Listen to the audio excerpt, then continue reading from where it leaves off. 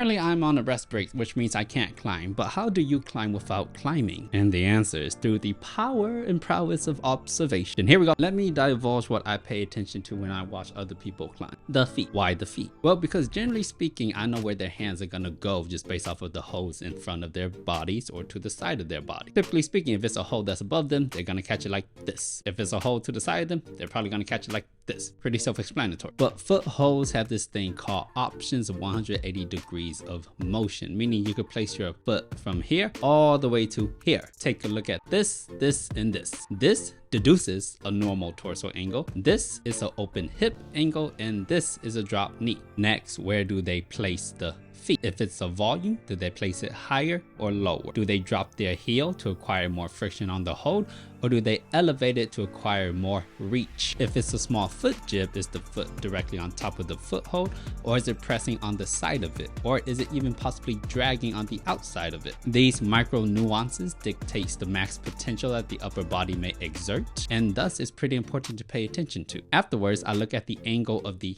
arm. If it's a straight arm that goes straight into a big powerful move, I know that I could probably cut my feet on the move and be pretty good. However, if they do an initial pull to a lock off followed by a slight lunge, I know that the position is a bit precarious in that I cannot cut feet. And lastly, my eyes will probably drift to the hips. What I'm looking for here is just lateral movement more than anything else. The slight shift of nuance of hips 2 to 3 inches to the left or right will let me know that the body positioning has been actively forced into that position as opposed to just naturally going into it. And as a final look, when all else fails, I will look at their grip positioning. Just a slight thumb engagement or a slight shifting of the hand upwards a little bit can make all the difference between sending and not sending. And all of this combines allows me to see how someone climbs, and hopefully I could replicate their good beta if their beta is good. And this ability to see, learn, and replicate is a showcase of body awareness prowess. Some climbers will go for a hold and automatically deem it unreachable because they are just too out of reach because of their body